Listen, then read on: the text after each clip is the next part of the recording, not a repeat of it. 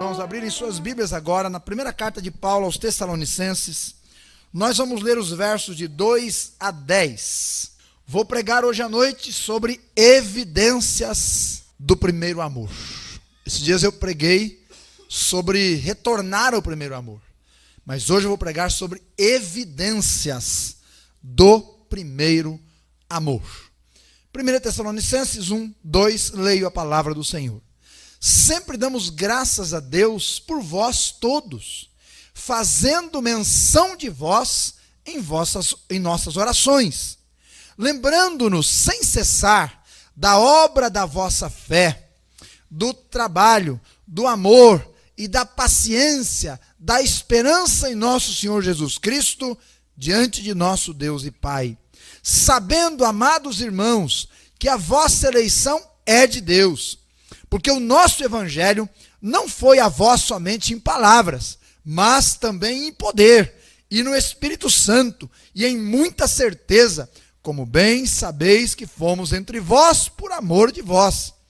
E vós fostes feitos nossos imitadores, e do Senhor, recebendo a palavra em muita tribulação, com gozo do Espírito Santo, de maneira que fostes exemplo para todos os fiéis na Macedônia e Acaia, porque por vós soou a palavra do Senhor, não somente na Macedônia e Acaia, mas também em todos os lugares a vossa fé para com Deus se espalhou, de tal maneira que já dela não temos necessidade de falar coisa alguma, porque eles mesmos anunciam de nós qual a entrada que tivemos para convosco, e como dos ídolos vos convertestes a Deus, para servir ao Deus vivo e verdadeiro, e esperar dos céus a seu Filho, a quem ele ressuscitou dos mortos, a saber, Jesus, que nos livra da ira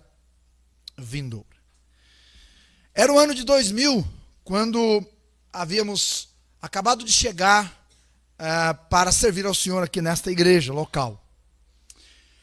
E logo no início conhecemos muitos irmãos, dentre eles conhecemos o irmão José Carlos Ruas, muito paciente. Acertei, irmã Renata? Né? Deus pôs em nosso coração, ao saber que ele era recém-convertido, o desejo de discipulá-lo. E nós nos aproximamos e convidamos para um acompanhamento, não é? E por uns cerca de 12 meses, talvez um pouquinho mais, andamos junto com ele e com a irmã Renata. Não demorou muito, irmãos, para que este irmão crescesse. Logo envolveu-se em missões. Prova é esse quadro aqui, ó. Foi ele quem pregou nessa parede, não é? Foi ele quem bolou esse quadro aí. Logo então ele se envolveu com missões, a promessa de fé, evangelismo, escola dominical, acampamento de jovens, tornou-se um ajudador de acampamentos, grupos de oração e logo também estava ensinando. Seu amor por Deus e pela obra de Deus explodiu, dedicado, caprichoso, amoroso e fiel. Aprove a Deus, tempos depois, promovê-lo para os tabernáculos celestiais. Enfrentou um câncer poderoso, doloroso e fatal. Nunca deixou de confiar, nem de servir e nem de amar ao Senhor. Sua última frase que meus ouvidos ouviram foi: pastor, eu sei em quem tenho crido. E eu testemunho esta verdade para você hoje à noite, então. Como prova de que o amor jamais está voltando ou indo para um trabalho missionário. E o nome do barco é Barco Ruas, em homenagem ao irmão José Carlos Ruas. Prova de que o amor subsiste até a morte. Foi evidente o primeiro amor e o amor de Deus na vida do Zé Carlos, não é? E este amor foi derramado no coração dele e dele para muitos outros. Meus irmãos, será que as pessoas, quando nós partirmos, ou ainda em vida, poderão observar e notar em nós o amor de Deus assim? Quando você partir, será que algum dia eu falarei de você como acabei de falar do Zé Carlos? Ou será que quando eu partir, algum de vocês vai falar de mim a mesma coisa? Queridos, o que falamos, a forma como reagimos, a maneira como nos expressamos, o jeito que lidamos com as pessoas no trabalho, na rua, no trânsito, testemunham ou refletem o amor de Deus através de nós. Paulo pôde testemunhar nesta carta que eu acabei de ler, nesses versículos, sobre a igreja de Tessalônica. E ele falou sobre eles, evidenciando o amor, o primeiro amor que eles viviam. Quando deixarmos este mundo, e eu vou deixar, e você também, pouco as pessoas se lembrarão do que tivemos. Poucos se lembrarão do que construímos. Poucos se lembrarão em que lugares trabalhamos. Ou até mesmo onde congregamos. Dificilmente. Ao falar sobre o amor de Jesus, João disse: e tendo amado Jesus, os seus, amou-os até o fim. Quero notar com você hoje à noite as evidências do primeiro amor na igreja de Tessalônica. Enquanto eu noto com você isto, há duas coisas que são necessárias serem feitas durante essa exposição. Primeira, se você pensa que conhece a Cristo, ou diz que conhece a Cristo, ou conhece a Cristo, examine-se a si mesmo. E veja se estes traços do amor verdadeiro de Deus são reais na sua vida. Segundo, se você não é convertido, nunca creu em Jesus como seu Salvador, você ainda não sabe o que é o primeiro amor. Mas eu quero garantir para você, durante essa mensagem, que quando você crer o que esse povo provou, você provará. Então atente-se para a verdade da palavra do nosso Senhor. Em primeiro lugar, irmãos, notemos que esta igreja, ela nasce do amor e da obediência de Paulo ao chamado divino, ao chamado missionário. O versículo 5 nos diz assim: porque o nosso evangelho não foi a vós somente em palavras, mas também em poder e no Espírito Santo, em muita certeza, como bem sabeis quais fomos entre vós, por amor de vós. Agora, Atos 16, e você pode abrir lá ou pode me ouvir. Atos 16 diz assim: Paulo, versículo 9 e 10, e Paulo teve de noite uma visão. Tessalônica ficava na Macedônia. E logo depois desta visão, procuramos partir para a Macedônia, concluindo que o Senhor nos chamava para lhes anunciarmos o Evangelho. Preste atenção então, que a igreja de Tessalônica, ela nasce como fruto da obediência de Paulo ao chamado divino, bem como do amor que ele tinha por Deus e pela obra missionária. Então ele atende ao chamado e ele vai para a Macedônia. Meus irmãos, é notável que esta igreja nasça como fruto de obediência e amor. E é notável também, na primeira leitura que eu fiz aqui em Tessalonicenses, que estas marcas de obediência e amor estão impregnadas na igreja. Significa que a maneira como realizamos a obra de Deus vai marcar esta obra para sempre. O fruto não cai longe do pé. Uma igreja ou alguém que nasce amado vai derramar amor em outros corações. Vale aqui trazer à memória a frase de Antônio de Saint-Exupéry, que disse o seguinte: foi o tempo que perdeste com tua rosa que fez tua rosa tão importante. E Paulo gastou tempo em Tessalônica, e por isso ela foi tão importante. Paulo gastou tempo obediente, tempo amoroso. Se não, vejamos, depois da visão e chamado, ele navega. Agora eu descrevo um pouquinho do capítulo 16 e 17 de Atos. Ele enfrenta uma terrível oposição maligna. Atos 16, 16. Não só isto, mas ele enfrenta uma terrível oposição humana. Atos 16, 20. Não só isto, mas ele enfrenta uma terrível oposição social. Atos 16, 22. Enfrentou também acusações falsas e até a prisão, antes de chegar lá em Tessalônica. Diante de tamanha luta, diante de tamanha batalha, com certeza, irmãos, muitos teriam abortado a missão. Muita gente desiste por muito menos. Com muito menos dificuldade, alguns já deixam o reino, a obra, os caminhos do Senhor. Mas Paulo não.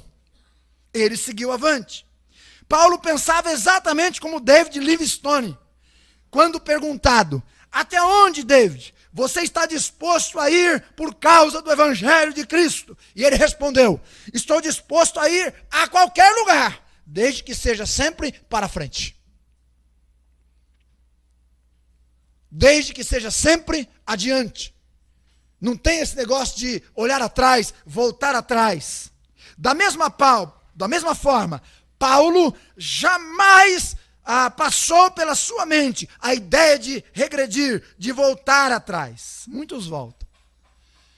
Você deve conhecer alguns. Muitos desistem. Começam a andar com Deus, mas por muito pouco desistem. Muitos caem pelo caminho. Muitos trocam as coisas permanentes, eternas, no altar dos desejos imediatos. Tessalônica, meus irmãos, era a capital da Macedônia. Assim como Corinto era a capital da Caia. E Éfeso, a capital da Ásia. Regiões importantíssimas naquela época. O nome Tessalônica foi dado à cidade por Cassandro, em 315 a.C.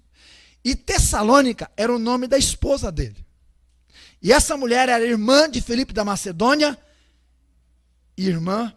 era filha de Filipe da Macedônia e irmã de Alexandre o Grande. Perceba que o nome da cidade está envolto em amor. Logo, Tessalônica era uma cidade muito grande e muito importante. Esta cidade ainda existe hoje. O nome dela é Salônica, hoje. E hoje ela possui cerca de 250 mil habitantes. É a segunda maior cidade da Grécia. Naquele tempo, ela tinha 200 mil habitantes. Foi lá que Paulo pregou.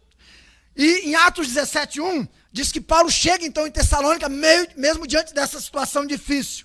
E aí nos versículos de 2 a 9, do capítulo 17 de Atos, nós temos a pregação de Paulo naquele lugar. Preste atenção que Paulo vai fundar a igreja em Tessalônica, não é? Ele vai fundar a igreja em 3 meses.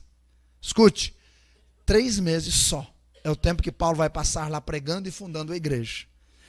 Não é a quantidade de tempo. É a qualidade do tempo. Em 3 meses ele funda uma igreja que vai ser a única igreja chamada. Ele diz que ele arrasou com o povo daquela cidade. Meus irmãos, arrazoar não é brigar. Arrazoar não é falar mal da religião deles. Arrazoar não é fazer alusão a esse ou aquele problema. Não. Arrazoar é conversar. É conversar usando perguntas e respostas. Sabe o que significa isso? Que Paulo tinha fama de durão, mas na verdade ele era alguém acessível. Ele sabia falar e ele sabia ouvir. Vivemos em um mundo em que as pessoas falam muito, mas ouvem pouco. E muita gente precisa ser ouvida para ser entendida e ajudada. Segundo, ele expôs, diz o versículo 3, expor é explicar. Meus irmãos, e para explicar tem que ter conhecimento. Para explicar tem que ter paciência. Para explicar tem que ter dedicação. Para explicar tem que ter amor. E Paulo diz no versículo de número 6 que eles fizeram o trabalho por amor aos Tessalonicenses. Ele explicou o evangelho, ele não criou nada, ele explicou a mensagem e ele transmitiu a mensagem de Deus. Ele explicou a palavra de Deus. Escute o que eu vou te dizer. Deus não... A bênção virá, com certeza. Terceiro, ele demonstrou, versículo de número 3. Paulo colocou de lado, colocou lado a lado as evidências, e ele foi mostrando que o Cristo profetizado no Antigo Testamento era o Cristo que veio, que viveu e morreu numa cruz. Ele era o Messias. E 4, Paulo anunciou. Meus irmãos, anunciar é contar uma história. É contar a história mais bonita que existe. É contar a história mais linda que já se ouviu. A história de um Deus que se fez homem, que nasceu num berço de palhas, que viveu numa carpintaria, que aos 30 anos se levanta e proclama uma mensagem que salva, cura e liberta, que por amor entrega a sua vida, é morto, é sepultado e ao 3º dia vence a morte, sai do túmulo e torna-se o salvador daqueles que nele crerem. Paulo contou essa história. Meus irmãos, a mensagem de Paulo foi cristocêntrica. Não há evangelho onde a cruz de Cristo é banida. Não há evangelho onde a morte de Cristo é deixada em segundo plano. Paulo tinha um lugar para pregar, a sinagoga. Você pode ler, está lá no capítulo 17 de Atos. Paulo tinha um tempo para pregar, era aos sábados, quando as pessoas se reuniam e quem queria ouvir, ia lá para ouvir. Paulo tinha um livro, e o livro era as Escrituras Sagradas, e ele usava a Escritura para pregar. Paulo tinha uma tese, a tese dele era: Jesus de Nazaré é o Messias que devia vir ao mundo. Paulo tinha um método, apelar para a consciência dos ouvintes. Paulo tinha uma prova: Jesus ressuscitou e o túmulo está vazio. E Paulo esperava o efeito, e o efeito veio. A igreja foi formada, várias pessoas se converteram, entre judeus, prosélitos e mulheres se converteram, se entregaram ao Senhor. Vale a pena relembrar a frase de Antônio de Saint-Exupéry: foi o tempo que perdeste com tua rosa que fez tua rosa tão importante. A igreja de Tessalônica só pôde ser um modelo e só pôde manifestar as evidências do primeiro amor porque ela foi ganha com muito amor.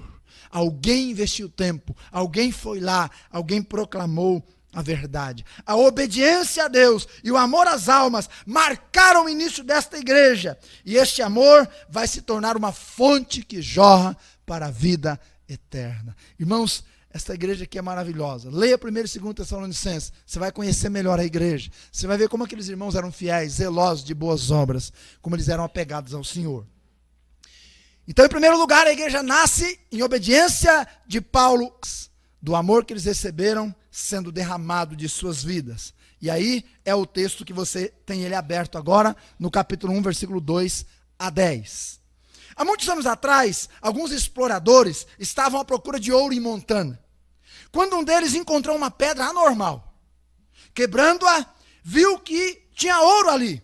Então aqueles mineiros trabalharam avidamente, e os homens depressa conquistaram uma abundância do precioso metal.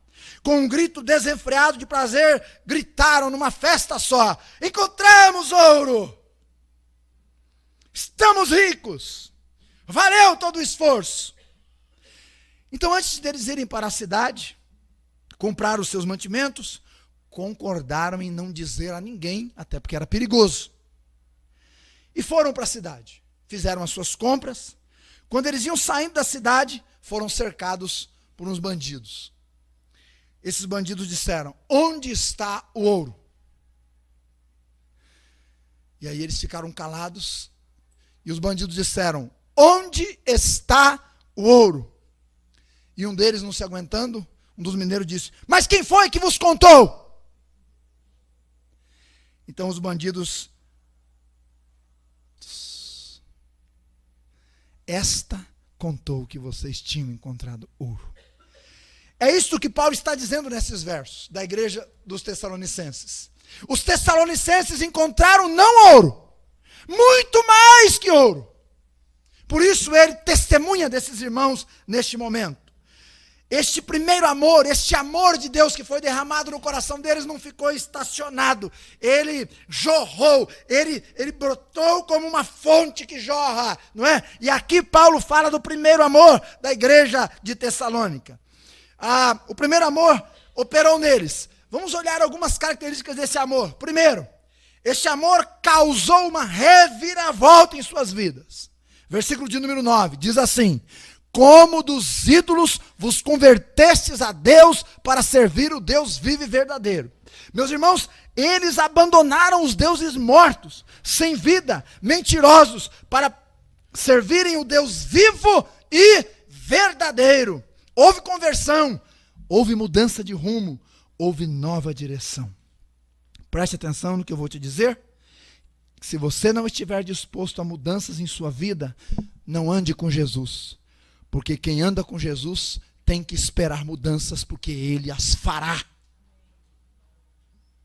Se você não quer mudar de vida, não. Houve mudança, uma reviravolta. Eles adoravam deuses feitos com suas mãos, deuses mortos, deuses malignos. Agora eles adoram somente o Deus vivo e verdadeiro. Segundo, a vida deles desembocou em novas atitudes diárias. Meus irmãos, o cristianismo não é aquele que é vivido aqui no templo. Não é esse. O cristianismo verdadeiro é aquele que é vivido no dia a dia. Aqui é só quando o povo de Deus que vive o dia a dia como cristão se reúne e cultua o Deus vivo. Mas o cristianismo vivo é aquele que a gente vive diariamente, no dia a dia. E como é que ele é visto? Deixe-me anotar para você algumas questões aí. Em primeiro lugar, Paulo diz que eles tinham uma fé operante. Versículo de número 3, lembrando-nos sem cessar da vossa fé operosa, ou da obra da vossa fé. Fé operosa, fé que age, fé que faz. Essa é a verdadeira fé. Não é uma fé morna, não é uma fé apática, não é uma fé estática, é uma fé viva. A fé que desemboca em boas obras, a fé que dá frutos, a fé que serve. A fé que nos leva à ação. A palavra é ergon. A palavra fé aí significa literalmente obra. Tiago, em sua epístola, lembra-nos que a fé sem obras é morta, e outra maneira de colocar aquilo é dizer que as obras evidenciam a nossa fé. Quero lembrar você do Aaron e da Ana, para você fazer a conexão. O Aaron e a Ana chegaram aqui na igreja alguns anos atrás. Não é? Novinhos de casal, tinha aberto uma pequena empresa, ela estava fazendo um curso de prótese, e trabalhava com crianças, e logo começaram a se envolver no trabalho de evangelismo. E na medida que eles foram se envolvendo, na medida que eles foram se entregando, na medida que eles foram atendendo o chamado de Deus, Deus foi trabalhando, e foi trabalhando, e foi trabalhando. A Ana fez o curso, não é? Num curto prazo, e ela se tornou protética, não é? O Aaron, que já tinha um curso de piloto, não é? Começou a orar para Deus abrir uma porta, então Deus os pegou e os levou para Anápolis, onde eles foram treinados, e ele se formou piloto, e ela então, trabalhando profissionalmente já, poderiam viver daí para frente, irmãos, de maneira abastada. Poderiam viver daí para frente na cidade grande, poderiam ter um sustento aí de 20, 30, 40, 50 mil reais por mês, sabe-se lá. Eu nem sei quanto é que um piloto particular ganha, muito menos quanto alguém que faz próteses, né? Mas poderiam viver abastadamente. No entanto, eles têm uma fé operosa. E pela fé operosa que têm, deixaram a cidade grande e foram para a selva. Deixaram a casa de alvenaria e foram para de pau a pique. Deixaram seus sonhos pelos sonhos de Deus. E um dia deixarão a terra para receberem a sua recompensa no céu. Fé operosa. Não adianta dizer que tem fé, não tem obras. É o que Tiago diz. Mas esta fé, meus irmãos, é aquela fé com a qual vivemos do mundo, que bate à nossa porta em todo instante. Fé para remir o tempo, lembrando que daremos conta do tempo a Deus. Fé para uma vida dedicada de oração. Fé para investir nas coisas espirituais em nossa família. Fé para não desistir de viver honesto e corretamente. Fé para amar mais o provedor do que a provisão. Fé operosa é evidência do primeiro amor, e de um amor primeiro, e de um amor contagiante. Segundo, amor abnegado, verso 3 ainda, ele diz, e do amor abnegado. É o amor, meus irmãos, aí, de 1 Coríntios 13. É o amor que não procura mais o seu próprio interesse. É o amor altruísta, ou seja, é aquele amor que compartilha com os outros. E nós podemos ver este amor em João 3,16. E eu quero que você fale comigo aquele versículo mais uma vez, por gentileza. Porque Deus amou o mundo de tal maneira que deu o seu Filho unigênito, para que todo o que nele crer não pereça, mas tenha a vida eterna. Esse é o amor altruísta, que pensa nos outros, que se importa com os outros, que dá a vida pelos outros. Quando a gente lê a carta inteira de Tessalonicenses, porque ele frequentava a sinagoga, e quando ele ouviu o evangelho, ele acolheu o evangelho, mas não só o evangelho, ele acolheu Paulo na sua casa, sabendo que podia ser preso, não somente isto, sabendo que podia ser chibateado, não somente isto, sabendo que podia ser jogado numa prisão e até morto. Mas o amor altruísta, o amor que pensa nos outros, o amor que não se aguenta por ver o sofrimento alheio, fez com que ele acolhesse Paulo. De fato, ele foi preso, pagou fiança e saiu, porque era mais importante para ele a companhia dos irmãos. O amor, meus irmãos, é o oxigênio do reino de Deus, literalmente. O ano passado eu voltava de um casamento, lá em Valinhos. Já eram umas 11h30 da noite, quando num lugar ermo, numa esquina, havia um carro cruzando a rua assim, impedindo a gente de passar praticamente. Para passar, tivemos que passar por cima da calçada. Eu fiquei com medo, pensei que era um assalto. Estava com a família no carro. Qual não foi a nossa surpresa ao vermos que o carro parado também estava com a porta aberta. E aí nós olhamos assim, no canto de um comércio, havia um morador de rua, completamente descoberto, era uma noite fria, e ele estava ali com frio, dormindo profundamente. E aquele dono daquele carro parou o carro, tirou a única blusa que ele tinha, e nós passamos no exato momento em que ele cobria aquele morador de rua, que bem provavelmente nunca viu quem o cobriu, mas que importa por outras pessoas. E em Tessalônica, Paulo diz que eles tinham um amor abnegado, um amor que se voltava para o próximo. Terceiro, esperança firme, era outra evidência do amor. Ele diz lá, e da paciência e da esperança em nosso Senhor Jesus Cristo. Meus irmãos, esta esperança está dentro do contexto de fé e amor. Fé operosa e amor abnegado. Portanto, não é qualquer esperança. Ok? Não é a esperança passiva. Não, é a esperança ativa. É a esperança do verbo esperançar. A esperança do verbo esperançar não é a esperança de esperar. A esperança de esperar, a pessoa diz assim, eu espero que dê tudo certo amanhã. Aí eu espero que aconteça alguma coisa diferente. Aí eu espero que na conferência tenha muita gente, mas não faz nada para que isso aconteça. É só espera. Essa esperança é muito frágil, muito fraca. Essa não é essa esperança aqui do texto. A esperança aqui do texto é do verbo esperançar, que significa, enquanto eu espero que alguma coisa aconteça, eu vou atrás para que ela aconteça. Eu faço por onde? Eu trabalho. Eu esperanço, tu esperanças, ele esperança. E o que significa que enquanto esperamos, trabalhamos para que alguma coisa mude, para que algo aconteça, para que algo vá adiante. Eu quero a conversão da minha família, então eu oro diariamente, eu congrego, eu proclamo. Eu quero que a minha família seja salva, então eu faço um jejum uma vez na semana, 2, em prol dessas almas. Eu quero mudar de cargo na empresa, então eu vou estudar, eu vou aperfeiçoar, eu vou fazer um curso. Enquanto eu espero, eu trabalho. A pior tragédia, meus irmãos, na vida de uma pessoa não é quando ela morre. A pior tragédia é que enquanto ela está viva, a esperança dentro dela morre. Essa é a pior tragédia. Aí é aquela pessoa que não faz mais nada. Ela não tem mais expectativa nenhuma. Porém, a esperança do crente não pode morrer jamais. Aliás, nossa esperança é imortal. Aliás, ela venceu a morte. Ela é uma pessoa. Ela tem nome. Ela é Jesus Cristo, o Salvador. Quarto, diz o apóstolo, eles eram imitadores zelosos. Versículo 6. O próprio Paulo já pediu em outras cartas, sede meus imitadores, como eu também sou de Cristo. Notemos que Paulo diz que eles fizeram exatamente isso. Eles imitaram Paulo, mas não só Paulo. Eles imitaram a Cristo.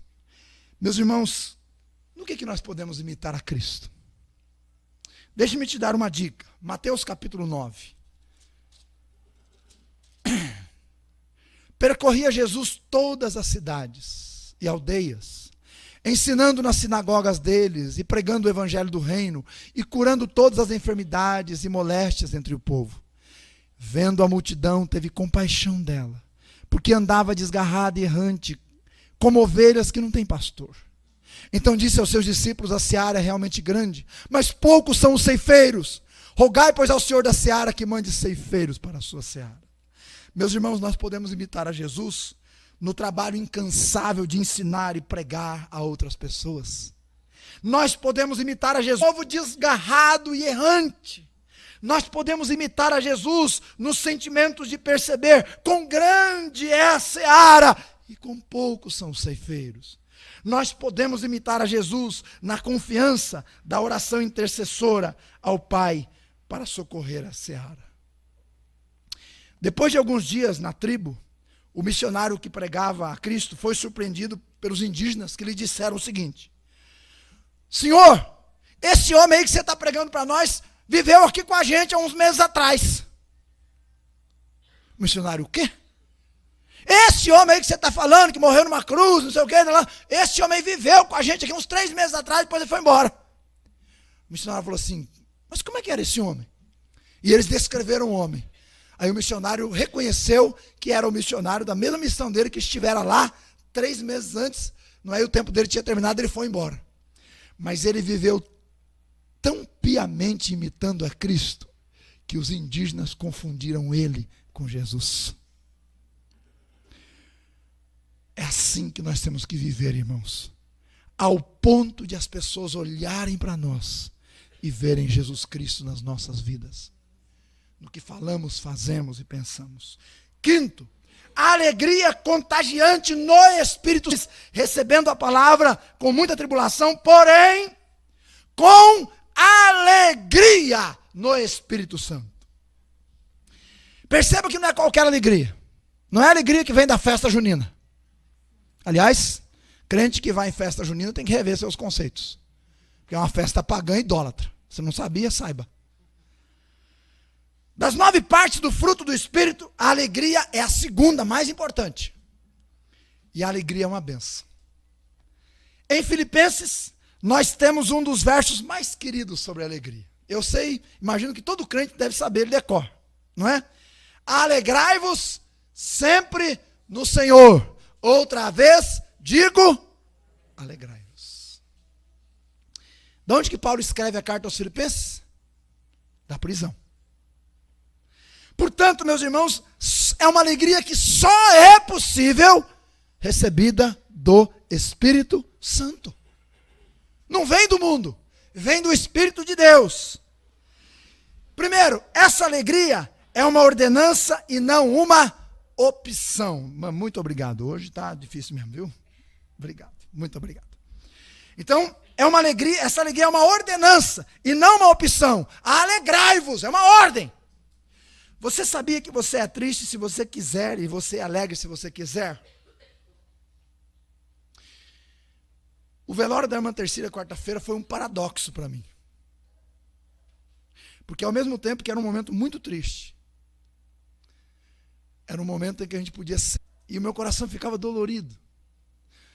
E algumas vezes, irmãos, eu lembrava de algumas coisas que, como ela era e o que ela fazia, e me vinha uma alegria, que eu não podia explicar como é que eu podia estar alegre no momento daquele. Mas é a alegria que vem do Espírito Santo, e há uma ordem. Meus irmãos, o Evangelho trouxe alegria, o reino de Deus é um reino de alegria, o fruto do Espírito é alegria, a ordem de Deus é alegrai-vos. Segundo, a alegria é ultra circunstancial. Paulo diz que devemos nos alegrar de vez em quando? Não. Quando for possível? Também não. Quando tudo estiver indo bem? Também não. Quando é que ele diz que é para a gente se alegrar? Sempre no Senhor. Neste mundo, meus irmãos, escutem, nós passamos por muitas aflições, cruzamos vales escuros, atravessamos desertos esbraseados, singramos águas profundas, mas a verdadeira alegria jamais acaba no coração de um crente. Jamais. Porque, terceiro, esta alegria é cristocêntrica. Nossa alegria não é na ausência de problemas, nossa alegria não é circunstancial, nossa alegria é uma pessoa, ela tem nome, e o seu nome é Jesus Cristo. No dia 4 de junho de 1990, às 5:30 da tarde, eu estava dobrado aos pés da cruz, recebendo Jesus Cristo como meu Salvador. Quando eu me levantei e abri meus olhos, Eu estava extasiado, literalmente. Eu estava perdoado. Agora eu me tornaram um filho de Deus. Bateram na porta de casa. Eu abri, era uma tia, Rose, branca, né? Branca de assustada. Lúcio, roubaram o tio Antônio em Mauá da Serra, a mão armada, levaram o carro deles. Ela estava apavorada. Falei, Rose, tá tudo bem com o Antônio? Não sei, eu não tenho muita notícia, parece que tá. E a Lúcia, ela está em casa. Falei, então eu vou lá. E eu subi, agoniado. Eram muito próximos de nós, né? Foram praticamente pais para a gente. E eu subi lá. Quando eu cheguei na casa da Lúcia, o esposo dela tinha sido assaltado, a mão armada, tinham levado o carro, tinham dado um susto grande nele. Quando eu cheguei lá, que eu bati na porta e ela abriu, poucas vezes eu vi uma pessoa tão em paz, com um semblante tão iluminado como aquele dia. Eu olhei para ela, eu não sabia se eu perguntava se era verdade, se tinha acontecido mesmo. Eu fiquei meio sem saber o que fazer. Porque eu imaginei encontrar uma pessoa chorando, apavorada, porque o marido tinha sido assaltado em outra cidade. Mas ela estava completamente em paz. Irmãos, eu era recém-convertido. Foi o primeiro dia que eu recebi a minha primeira edificação. Aprendi que o crente tem que ser uma pessoa que tem paz em meio ao turbilhão. Tem que viver com Jesus de verdade, não só falar que vive, mas viver mesmo. Sexto, vida exemplar para com os fiéis. Versículo 7. De maneira que vos tornastes exemplo para todos os fiéis. Meus irmãos, eles foram exemplo de igreja. Eles tinham fé, esperança e amor. Eles tinham testemunho, eles tinham alegria, eles tinham serviço fiel. Eles aguardavam o Salvador trabalhando. Eles foram um exemplo de igreja. Sétimo, tinha um testemunho radiante, versículo 7, e o testemunho de vocês são um exemplo na Macedônia e na Acaia. Eles brilharam onde estavam, e Deus levou esse brilho onde Ele quis. Pastor Gerson Rocha esteve conosco aqui, já há uns 18 anos atrás, ele pregou, ele já é falecido, e aí quando a gente terminou a conferência, na segunda-feira de manhã, o irmão Roberto foi levar ele lá, em Brodowski, mas antes de ir, a gente tomou um café junto e ele falou assim, pastor, ele era muito simples, ele falou assim para mim, pastor, de onde que você me conhece? Assim, irmão, sinceramente ele perguntou, eu tinha todos os livros dele, eu tinha mensagem dele gravada, o homem é conhecido em todo o meio batista bíblico, batista independente, batista regular, e ele perguntou, pastor, de onde que você me conhece? Como assim dizendo, eu não te... Brilhe onde você estiver, e deixe que Deus leve esse brilho aonde Ele quiser. É isso, irmãos. Oitavo, empolgação na pregação. O versículo 8 diz, porque por vós soou a palavra do Senhor, não somente na Macedônia e Acaia, mas também em todos os lugares. A vossa fé para com Deus se espalhou. Soar é o soar de uma trombeta. São as evidências do primeiro amor. A gente podia dizer dessa igreja que eles estavam tão animados, irmãos, que eles pregavam até para poste. Literalmente, eles estavam tão animados que eles pregavam e pregavam. Note, pregaram aos de perto, aos da Macedônia, mas não só isto. Pregaram aos de longe, aos da Acaia, mas não só isto. Pregaram por onde foram, em todos os lugares. E último lugar, corações que irradiavam esperança. Versículo 10. Esperar dos céus a seu Filho, a quem Deus ressuscitou dos mortos, a saber, Jesus, que nos livra da ira vindoura. Eles se tornaram maranatenses de carteirinha. Maranatense quer dizer aquele que espera a volta de Jesus, porque Maranata quer dizer, ora vem, Senhor Jesus. Nesse sentido, você tem que ser um maranatense. Você tem que esperar a volta de Jesus. Meus irmãos, há muitos crentes que já perderam a visão da volta de Jesus. Estão construindo seus tesouros e ajuntando aqui. Ajuntam tesouros aqui, que perecem, que ladrões roubam, que ferrugem corrói, que traça come.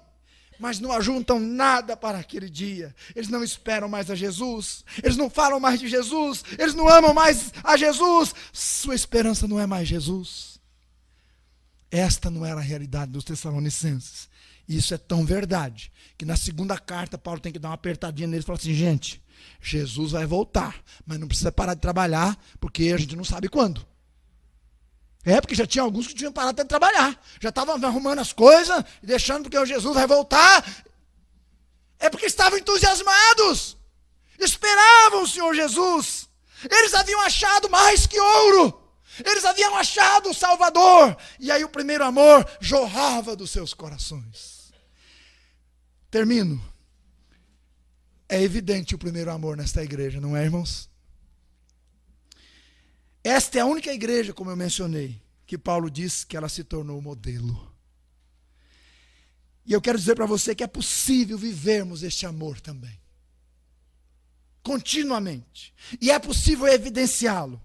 Com uma conversão genuína a Deus, com uma consagração genuína a Deus, com uma comunicação contínua com Deus. Então fé, esperança e amor serão realidades. Então teremos a alegria do Senhor.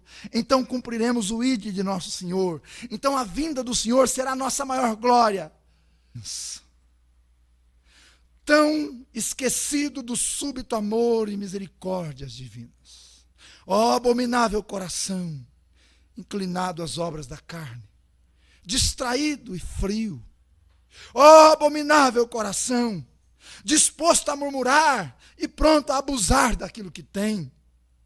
Ó abominável coração, que se esquece de observar o cuidado com o Senhor, que é incapaz de fazer as coisas que Deus ordena a você por você mesmo. Mas louvado seja Deus, coração abominável. Foste ferido com o poder da palavra do Senhor. E desde que ela te feriu, passaste a amar a Deus. Meus irmãos, que seja o nosso coração este. E que nós evidenciemos este amor, como a igreja de Tessalônica evidenciou. Quero convidar você a curvar a sua fronte.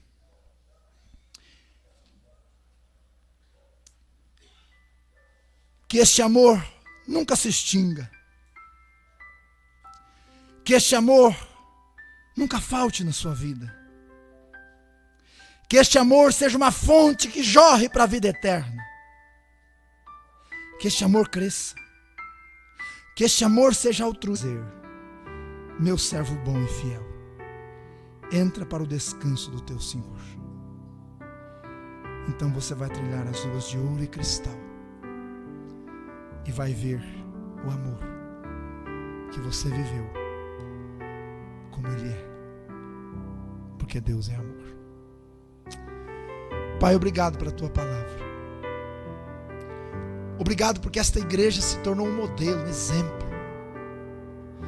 Obrigado porque nós podemos olhar para ela, olhar para as nossas vidas e aprender. E descobrir que é possível sim, mesmo em um mundo mau, mesmo em um mundo pagão, mesmo em um mundo anti-Deus, viver de uma maneira, em maneira tal, que sejamos até confundidos com o Senhor. Onde as mesmas obras, a mesma maneira de reagir, a mesma maneira de olhar, possam ser observadas. Obrigado pela igreja de Tessalônica. Que exemplo, que bênção. Que a nossa igreja seja igual a ela, cujas evidências do primeiro amor sejam vistas sempre. E que essas mesmas evidências sejam vistas nas vidas de todos aqueles que estão nos ouvindo e vendo nesta noite. Muito obrigado por falar conosco. Em nome de Jesus, bordar na sua vida. Nesta semana, vá em paz.